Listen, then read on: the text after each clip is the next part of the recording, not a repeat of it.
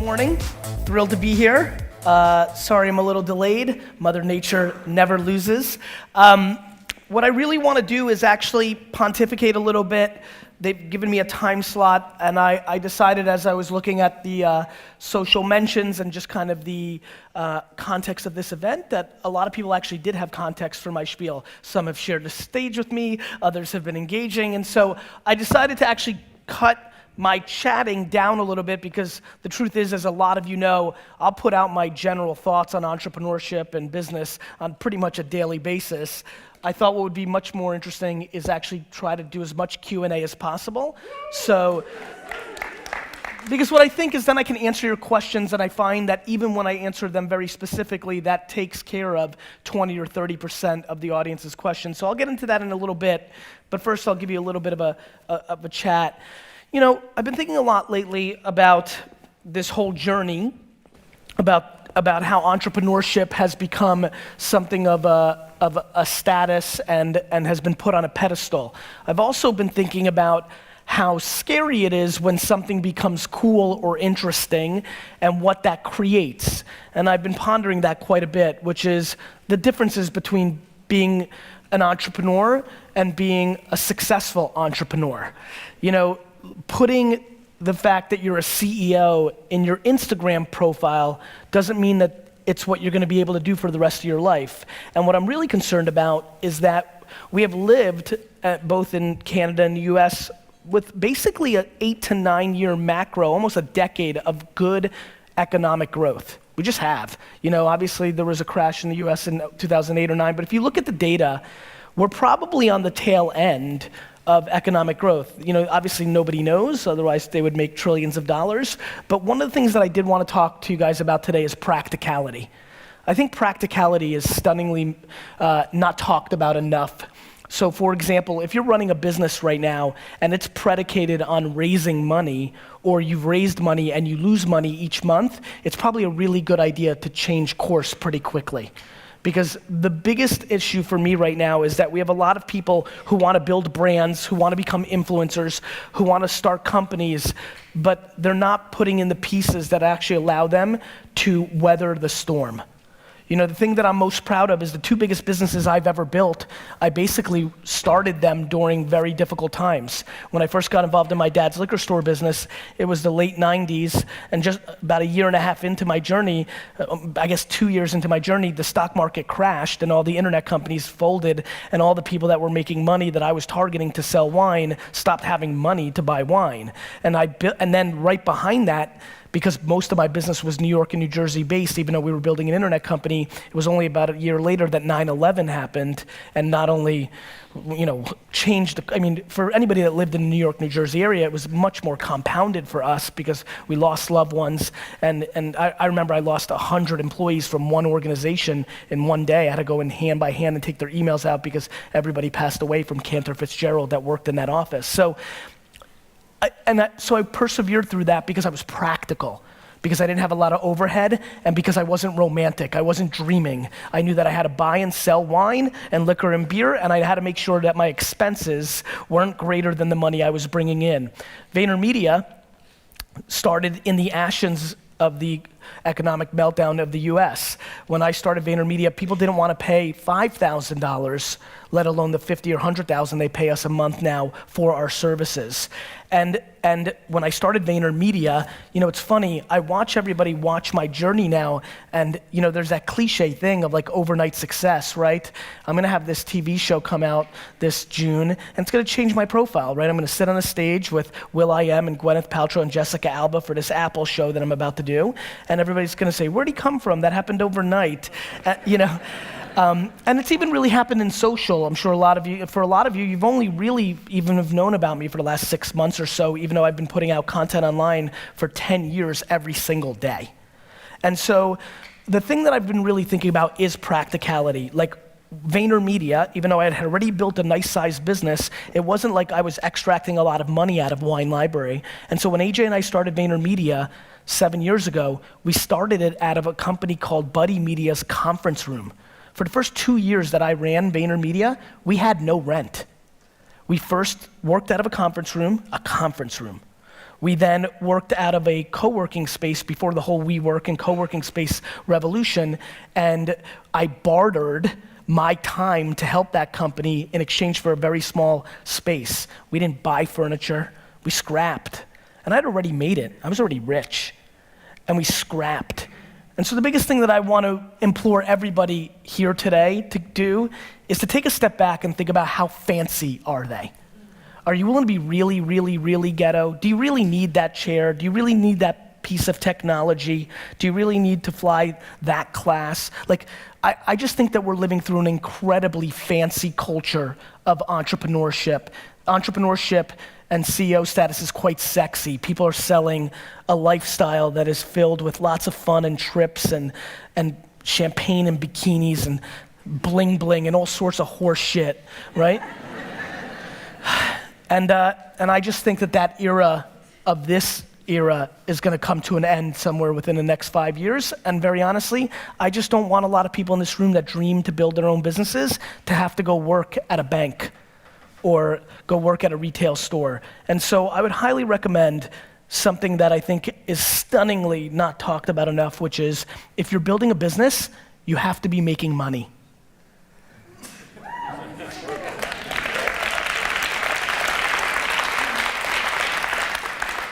And so I know that's like a funny thing to say, but I think it's important. I think the other thing that's important is to shift the context completely the other way, which is what is really winning, right? Like, what is the definition of winning? And I think we all have different definitions, right? And I think that one of the things that I also want to say is that I'm getting scared that a lot of people that are following my journey hear me talking about buying the New York Jets, and I do aspire to buy a $3 billion sports franchise. I do. It is what I want. You can look at my 5th grade yearbook long before business was cool. It's what I want to do. But I'm awfully scared that it's pressuring the people that follow me into trying to achieve things that they don't necessarily want. They just think it's the thing you do if you're trying to be a successful business person. Let me promise you something. I know tens of thousands of people, and I know thousands of people extremely well, and I know hundreds of people deeply well. There is no correlation between how much money someone makes and their level of happiness. I have friends who make $47,000 a year and are the happiest people I know. Their work-life balance is on point. They're part of 2 soccer teams. They play video games. They watch every show they want. They take 2 vacations that they scrap together, and they're freaking happy as hell. And I know tons of people who I grew up with in the Silicon Valley boom who have hundreds of millions of dollars in their bank account and are as miserable and as lonely and as broken as you'll ever see. So I implore all of you to please reverse engineer and figure out who you are and figure out what level of monetizing and stuff you need and what level of creativity you need. I promise you one thing that will catch you very off guard. I should be way more rich. I leave money on the table every day. I've left ungodly amounts of money on the table. I spend tons of times sending DMs and engaging with people, meeting people randomly and not cashing in. I actually believe the statement I'm about to make. I think that I love the journey and the game of entrepreneurship so much that I have subconsciously sabotaged my financial upside to make sure I can play this a little longer because I fear if the numbers keep getting too big, eventually it will take the fun out of it. When you are lucky enough, like I am, to actually do something that you love so much, do something that puts pressure against the one thing you care about besides it, which is the time I spend with my family. My family is my whole life. And being this and doing this is the only thing that cuts into that. I couldn't breathe if I wasn't an entrepreneur. I didn't breathe when I wasn't an entrepreneur. That's the reason I got D's and F's in school, because I just couldn't be me. And I'm not capable of that. And so I think being here excites me because I think coming to not LA, San Francisco, New York, London is always more fun for me. It always feels a little more practical. It always feels like there's a little bit more chips on the shoulder, which is what I have. But I want to remind everybody, just because you didn't grow up with a trust fund, just because you don't live in Silicon Valley, the market doesn't care. If you're good enough, you will win. And I hope that you don't. It's true.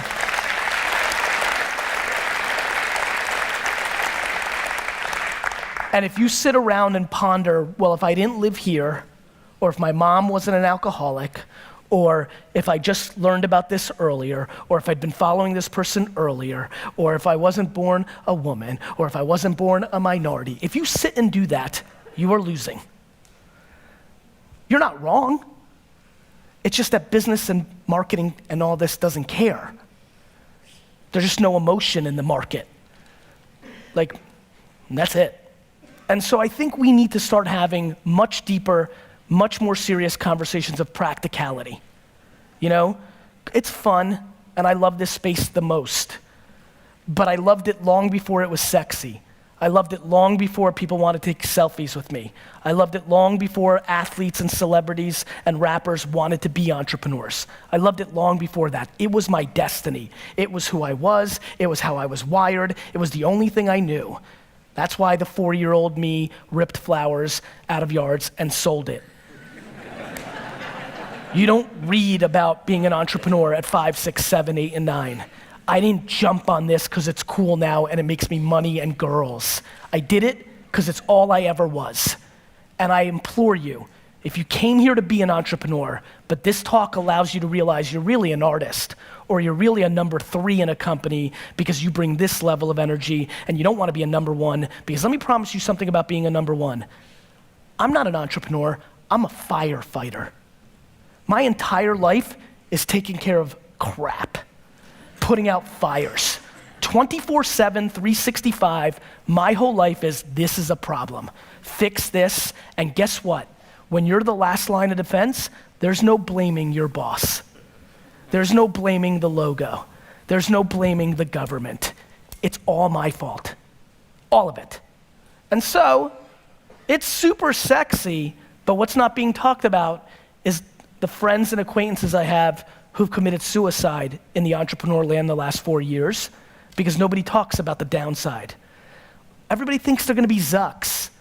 Everybody thinks they're gonna build Snapchat. Go look at the data.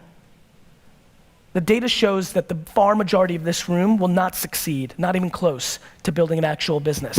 And I don't come here to be somber. I come here to remind you that there's only one thing you can do. The only thing you can do that can trump the moment mommy and daddy had sex to make you. The only thing that can trump that, the only thing that can trump your DNA, the only thing that is controllable, if you want it, if you want this, is work.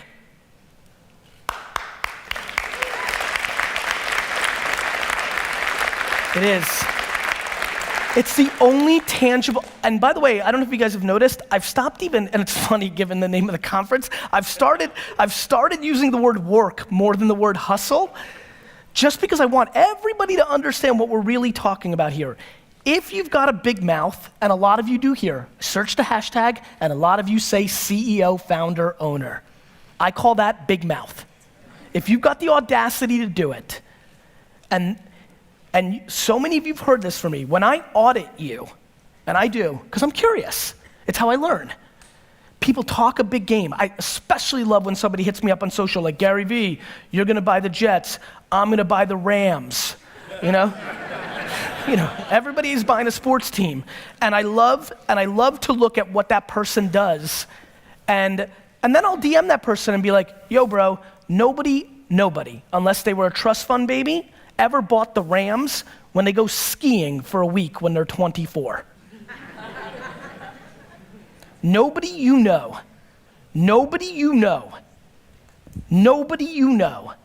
has become successful outside of it being given to them from their family.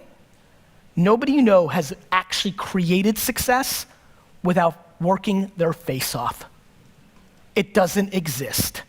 So you can sit and talk about luck, and you can sit and talk about this, that, or the other thing, but I promise you, the only controllable thing you have is your work ethic. So, going back to the beginning of my talk, you need to deploy serious self-awareness and figure out who you are. I implore you to start matching your work ethic and your actions to your mouth. If you're gonna be a billionaire, you need to realize that most people that create $1 billion worth of wealth don't do anything besides work every single day of their 20s and 30s. All of them. Every person that works at VaynerMedia has taken more vacations in the last 13 months than I did in my entire 20s and early 30s. My family went on 2 family vacations my entire childhood. I was married to my wife for 5 years before we had a family. We took 2 vacations. It's the price you have to pay if you want it at the level that I want it at. And by the way, I advise nobody to want it at that level.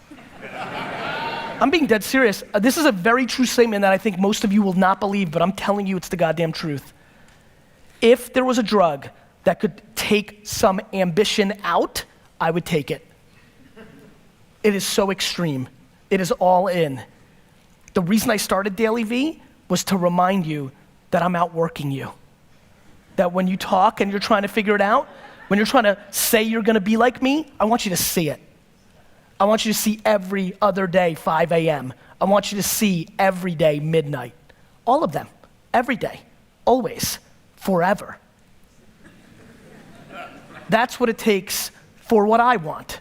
Good news is, between what I want and what is achievable and is considered unbelievably all-time happy is a big gap. So there's plenty of vacation time. I know tons of people with vacation time. I know tons of people with work-life balance. I know tons of people that do tons of fun activities and make 7 figures, millions of dollars a year and love it. I'm playing for legacy. I'm playing for all time. I'm looking to impact every generation that comes behind me because I want to show that you can build all-time wealth, all-time greatness, doing it the right way and the old way. That's what I'm up to. So please make sure you understand that, and more importantly, make sure you understand yourself so that you can reverse engineer that blueprint and figure out where you fit within that and then deploy it. But I promise you, you will not get there with your big idea. I promise you, sitting around and saying, oh, I had that idea for Uber before Uber did. Nobody gives a shit. I've got every idea that's gonna be successful over the next 100 years. It's all about AI and VR and AR and augmented and all this. I'll give them to you all. It doesn't matter, because most of you won't execute against it. The reason I put out all my best stuff and I'm liked and I don't charge for it is somewhere along the line I realized that 99.9% of you aren't gonna do anything about it. You're gonna ponder it, you're gonna get super pumped up when you watch me say it, and then 3 weeks later you're gonna give up because you're not willing to pay the price. And that's cool. Everybody's different. But you need to figure out what price you are willing to pay for what you want. It has been insane to me how many people have emailed me in the last month about the 2017 Flip Challenge, which for you that don't know, was a video I made in December, which is, so many of you email me asking me for $5,000, and meanwhile there's $5,000 worth of crap sitting in your house right now. Go grab it, post it on eBay, flip it, and make your money. How many people have flipped something since they saw that video? Raise your hands. Just want to say, higher, higher. Don't be shy. That's it. You know, like, it's insane. People emailing me like, hey, this, like, I just made $8,000 because I sold $100 of this, then this happened, then this happened, then this happened. Funny thing happens when you actually work. Go figure. Funny thing happens when you actually realize it's money that gives you the opportunity.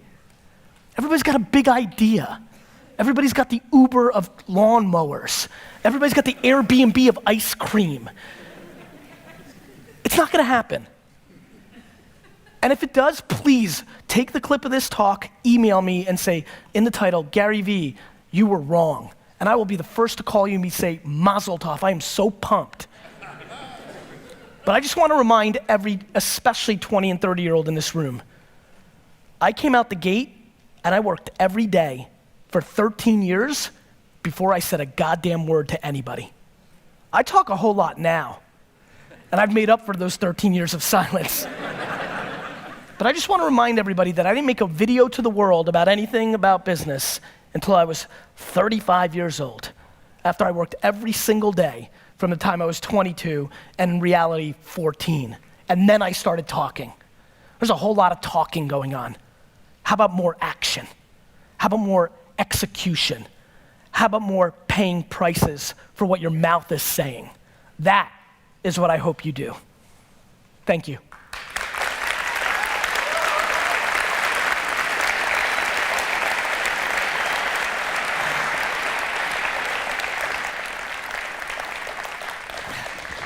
That felt good. Hello. Gary, thank you so much for coming here. We know it was a very tough road for you to get here today. This guy's a trooper, if you guys only knew. Yeah. Can we get another round of applause over here for Gary for making this a priority? This guy went through hell and high water to get here, and we are so thankful. So we're going to do a couple questions, as we told you. We have a bunch of questions from Twitter, so we'll start there, and then we're definitely going to come around to some audience questions. Okay, Gary. Yes. First question via Twitter. Yes. How important is it to take risks when you're starting a business? I mean, I think it comes down to your talent. So one of the things that I'm fascinated by is how many people are scared to take risks and then take credit for things. For example, let me explain. The amount of businesses that I've looked at over the last decade that are doing $1 million, $2 million, $4 million, $8 million in sales and are successful, and the founder is kind of making fun of other people for different things, and then I remind them that if I had run their business, instead of doing 2 million, it would be doing 19. They take a step back, and then I try to explain to them in detail, and here's where I'm getting at. Everybody's got their own cadence and their own talent, but taking risks is how you make real things happen. It's how you take quantum leaps. The amount of things I failed at VaynerMedia from an agenda standpoint over the last 7 years is enormous because I take micro risks all the time. Risks that if they go to zero, which is how I think about them, will not put me out of business. But risks, for example, took a lot of risks last year. Last year we did $100 million in revenue. The year before we did 67. We made the same amount of money in both years. Risks. Lost $33 million of profit against that gross, probably left $6-7 million in profit on the table because I took risks. The good news is one of those risks is probably gonna make me 50 more in revenue in 3 years. So I think risks are imperative, and I wanna remind the people here who are conservative, that's great. And if you're at the number that you want to be at, great. The one thing I would say is the biggest fear I have for people that don't take risks is that your competitors might, and then you're in trouble. So a lot of people think it's insular, but it's not. Maybe the person that owned the most cab medallions in New York should have taken a risk and built a cab app. True, very true. Maybe the Hilton, right? Maybe the Westin, maybe Four Seasons should have taken a risk and created a platform where we rent each other our own rooms. So, so risks are important. On that note, though, just to follow up, do you think that larger companies are more adverse to risk? 100%. And I think small companies are scared of risk. I think people are scared. I think people lack self-esteem. You're helping that situation, let me tell you. I'm trying. Okay, so that question, just to give a shout out, that question was from Wojactor, DJ Wojactor. And our next Twitter question, am I saying that right? No, okay. He might not be here. Oh, well, Twitter's open to everyone. Well, this, you are right. We did put out the hashtag this morning, though. It's our own. It's our HH Ask Gary V hashtag. So hopefully he is here, or she, or whatever, heard that question. Our next one from Blair Kennedy. Will you ever open a VaynerMedia office in Canada? Yes. Really? Okay. So let us know when that's happening, and we'll help you guys apply. I promise you'll know. Awesome. Okay, let's go to an audience question. Oh my goodness, how am I gonna decide? Who's got the mic? We have a mic? Okay, good, you're not leaving it up to me. Yep, pick anyone. I'm gonna hang as long as I can. I'll answer as many as I can. Just give me your name. Pedro. Pedro. Hi. What's up, brother? I'm fucking so nervous right now. Okay. I just want to say, stand up.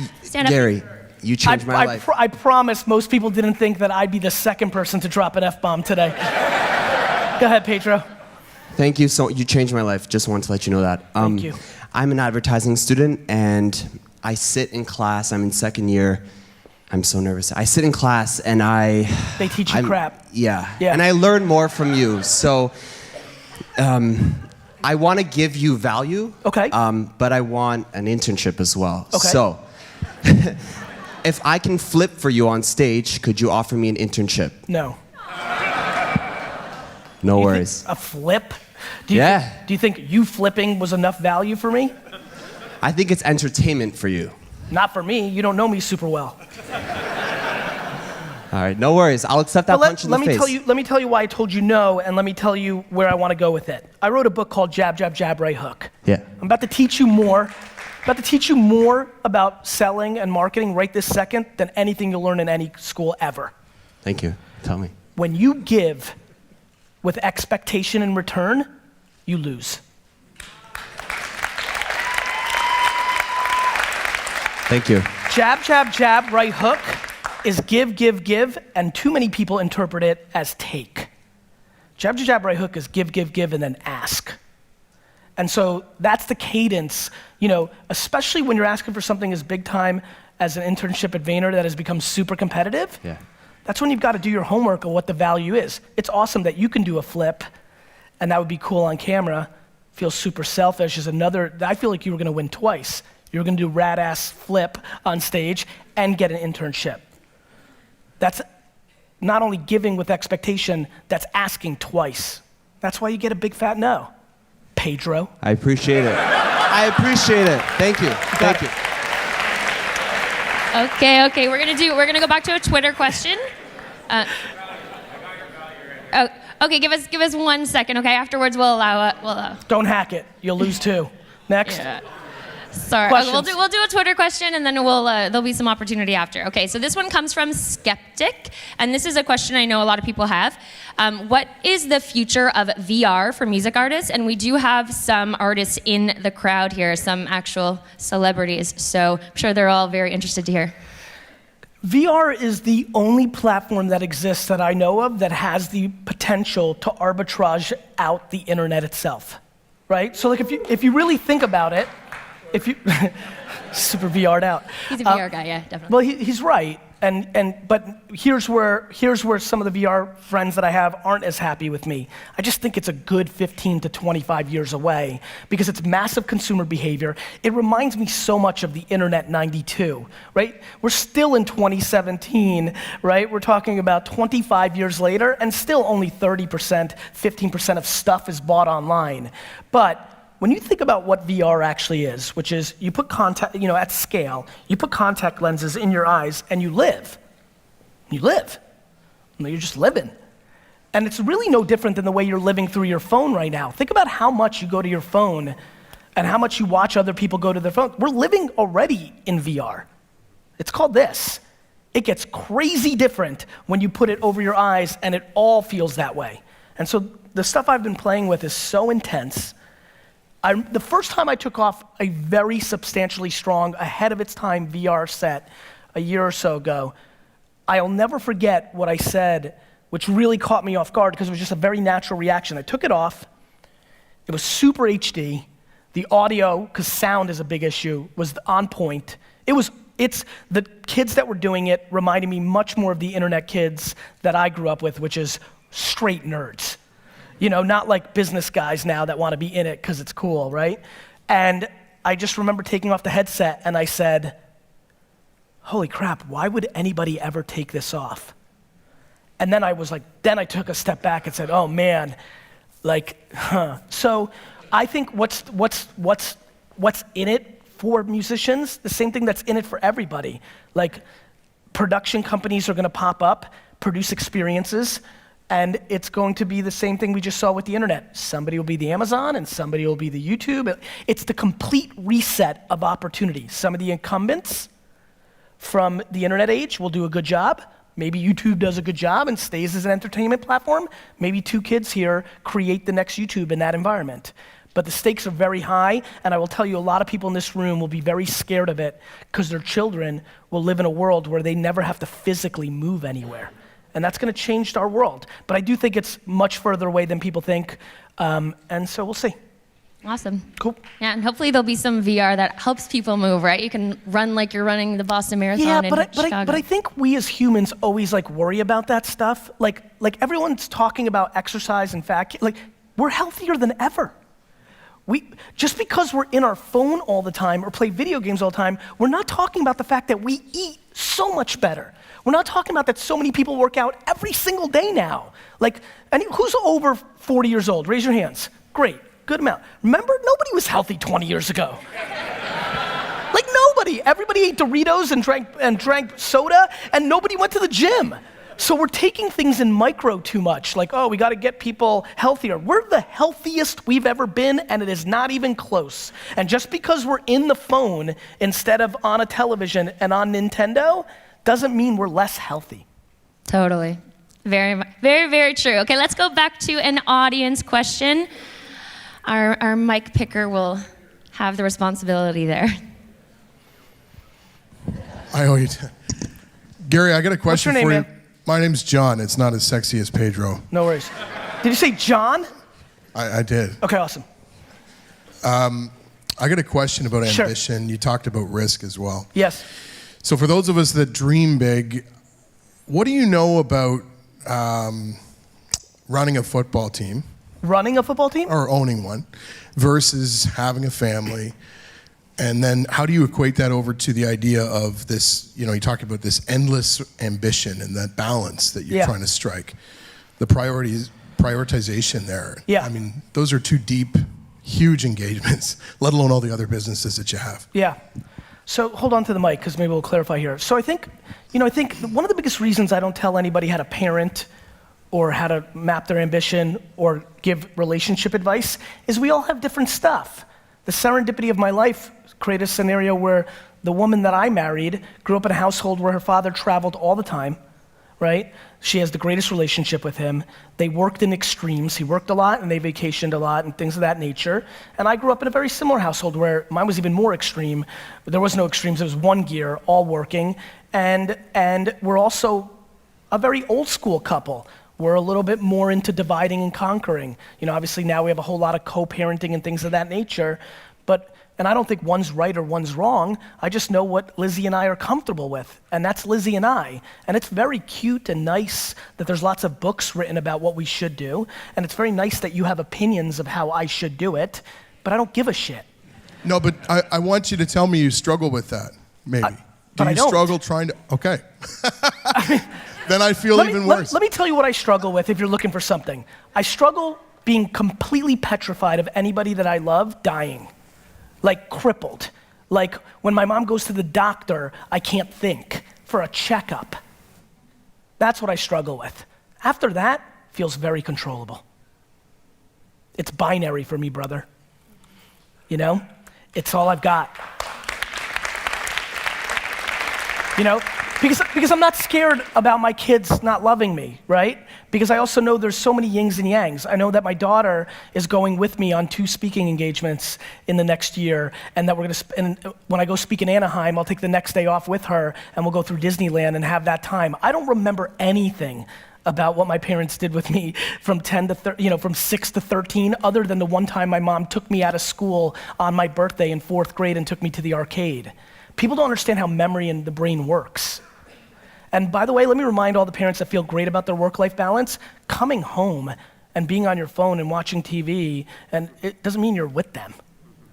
People confuse quality and quantity. So, but let me tell you something. Things change, man. With all the audacity that I just delivered this with, I could walk into my home 7 months from now and Lizzie could look me in the face and says, I'm done with this. Too much. And then I got a real problem. Because then I have to decide between 2 things I can't breathe without, And so I get it. I don't sit here thinking I've got it all figured out. And then life's got twists and turns. Everything's great until your child is diagnosed with a life-threatening disease. I promise you this, if I ever shut my mouth, it's only gonna be because of the health of my family. If you ever don't see me again, that's what I'm doing. And I'll be back when that's resolved. But I'm not stressed by most of the stuff in the middle, especially in the current political correctness POVs of what we should be doing. Cool. Awesome. So Gary, just keeping on that note, how important do you think it is to build a really core team around you, people that really support you and understand the hustle? Imperative, but I think the biggest core team you need to create is within your own brain.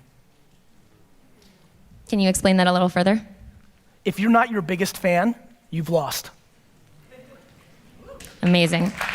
We're going back to Twitter for another question. And you know what? Let's stay on that for a minute. Sure. It's the big one. It's the big one.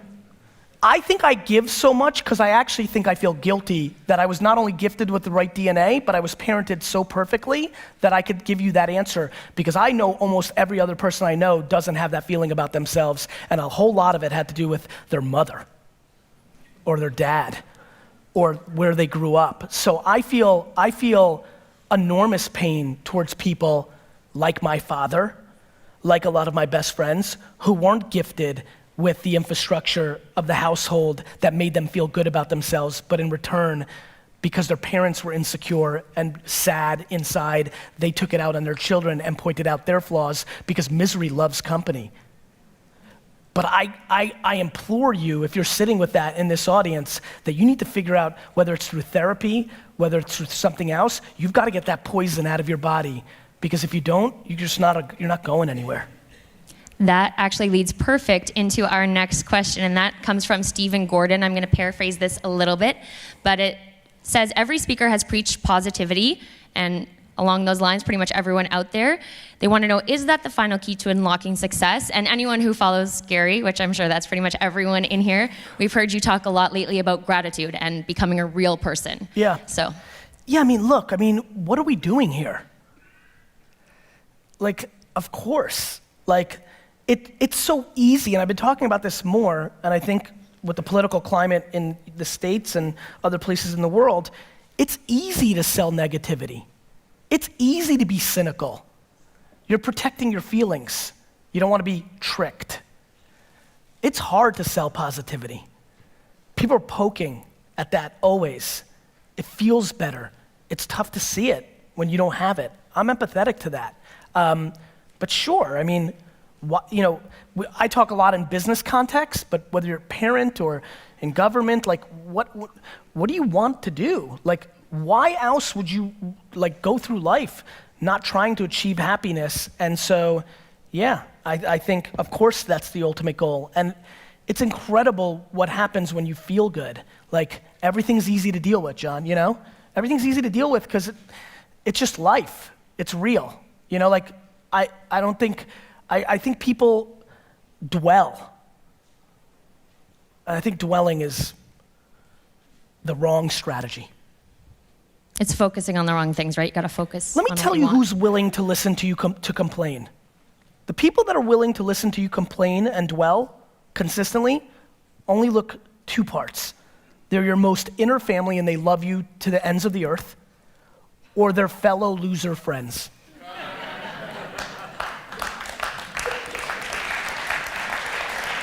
Okay, awesome. Let's go over to, let's give some love to the sides over here. Let's get a audience question.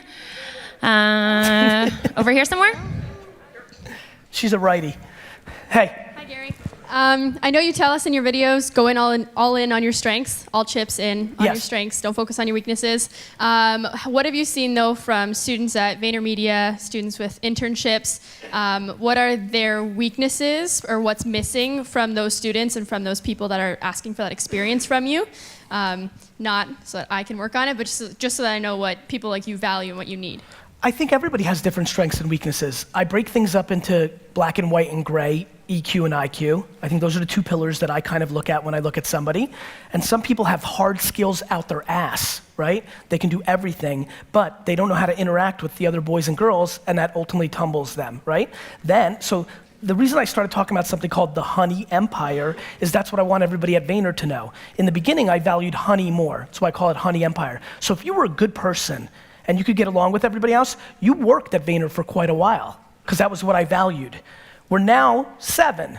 We're now bigger.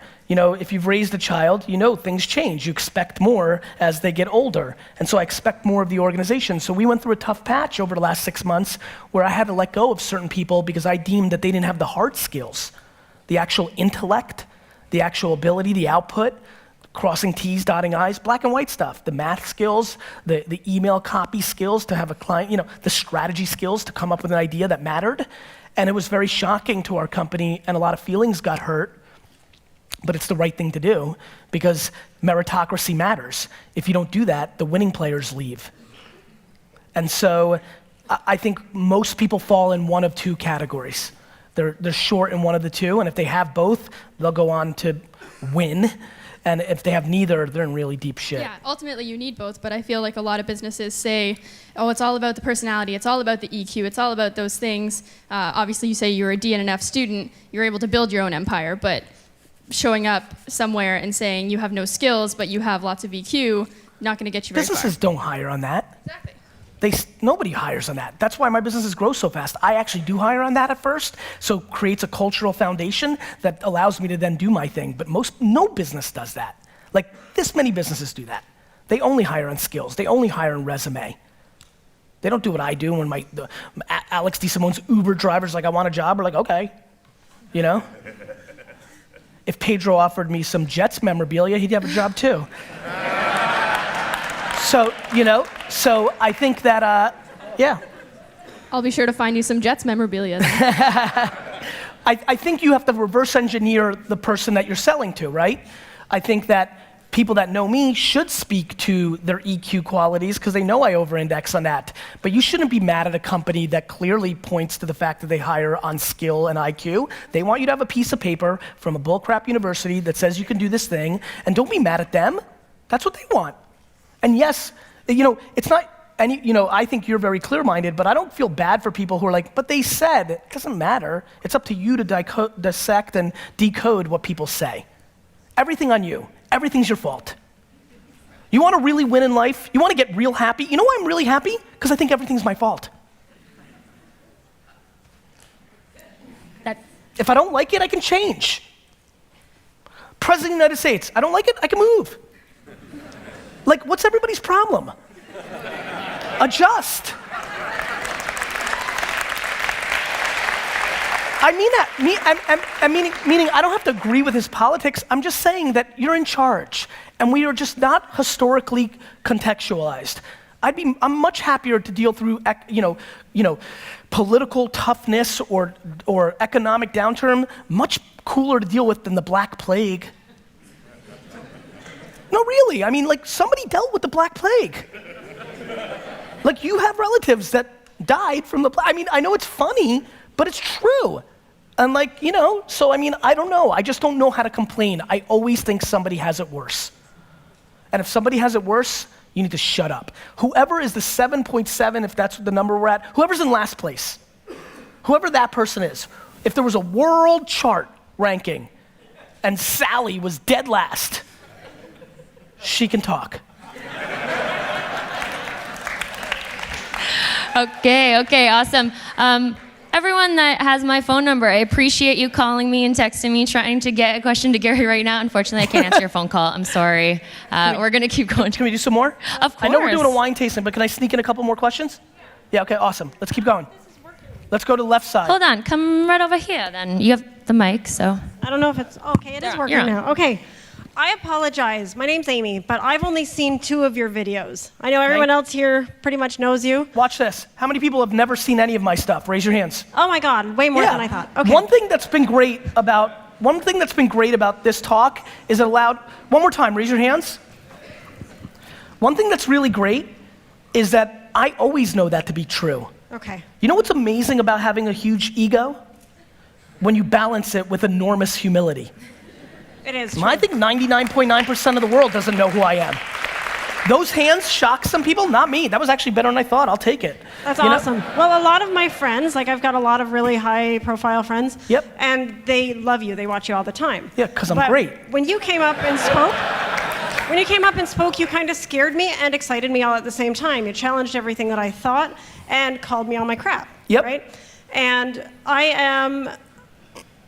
I've struggled with this thing about how I give from the heart, give, and I'm about to do the jab, but at the same time, there's something in me that tells me that, well, it's not very good to do, like, it.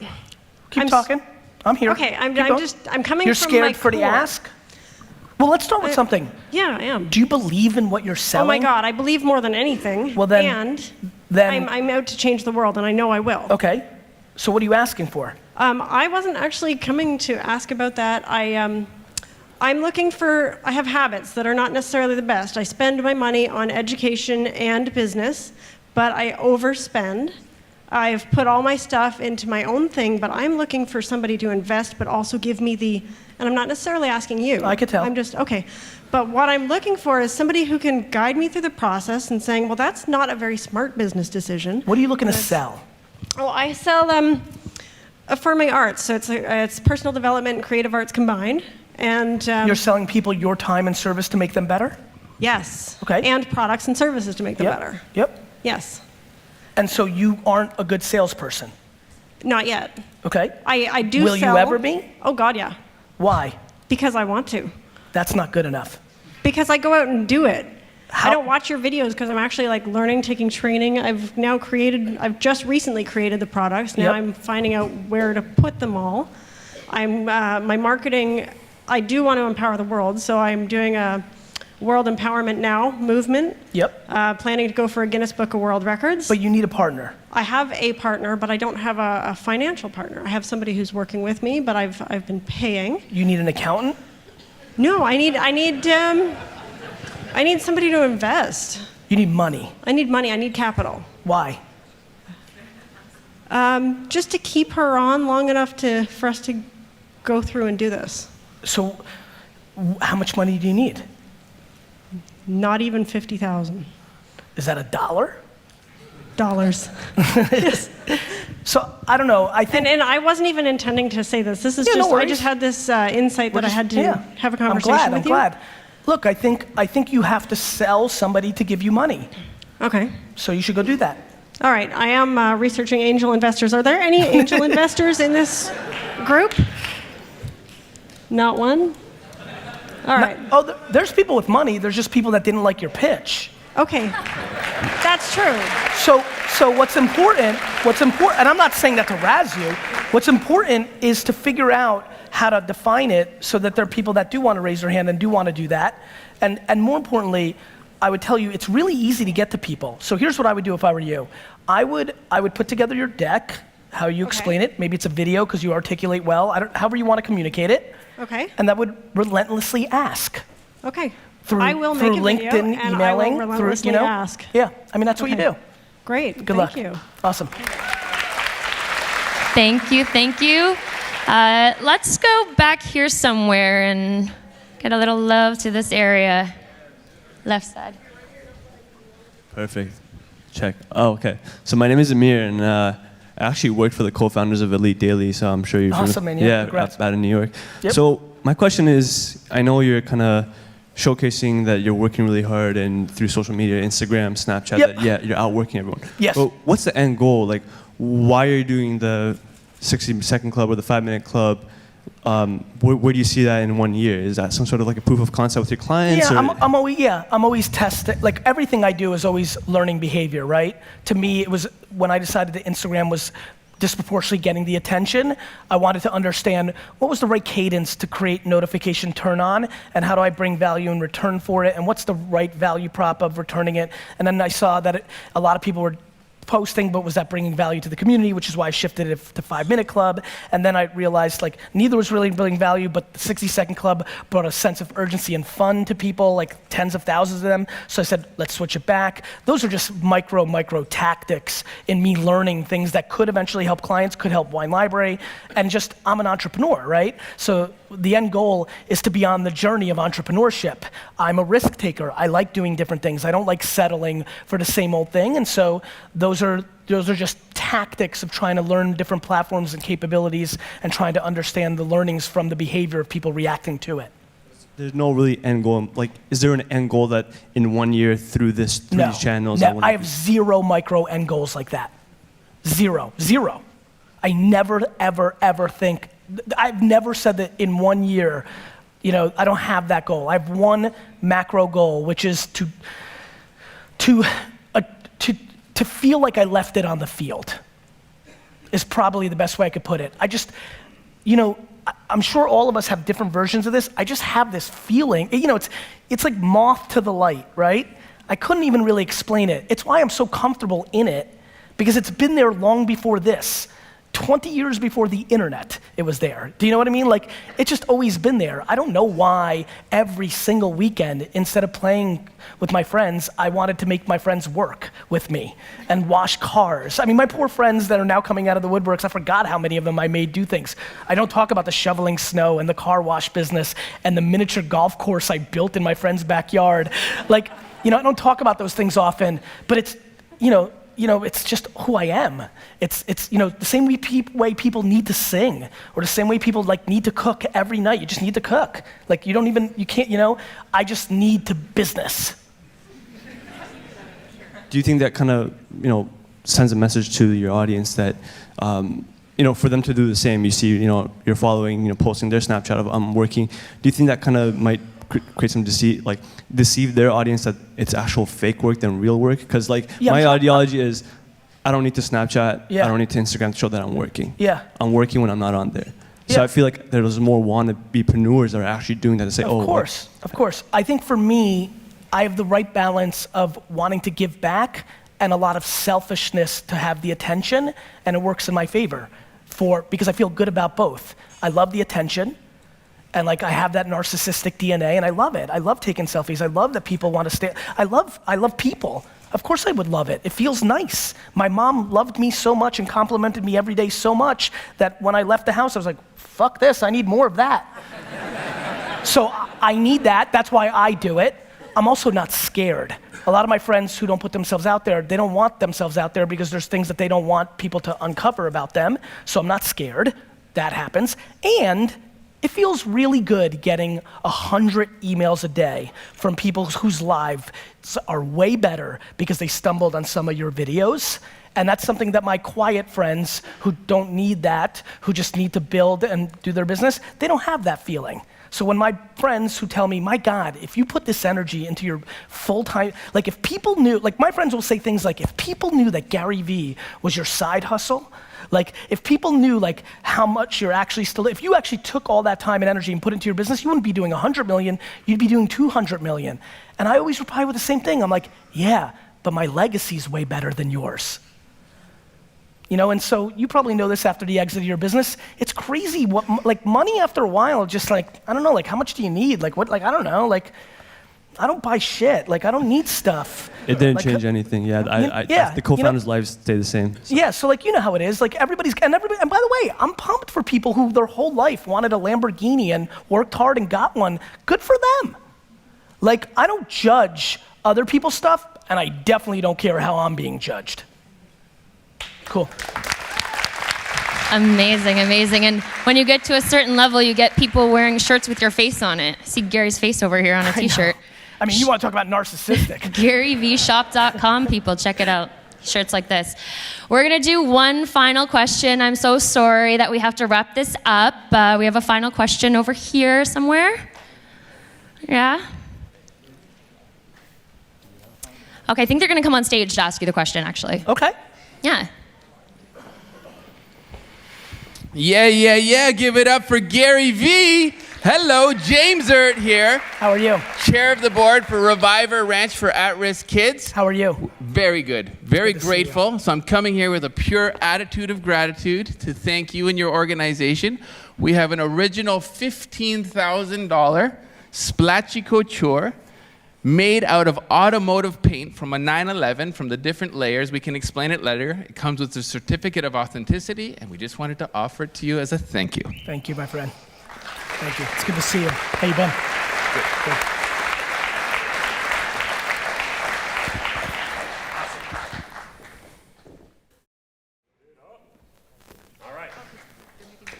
I'm a theater performer. There we are. Gary, thank you so much. How about it, Gary Vee, everybody?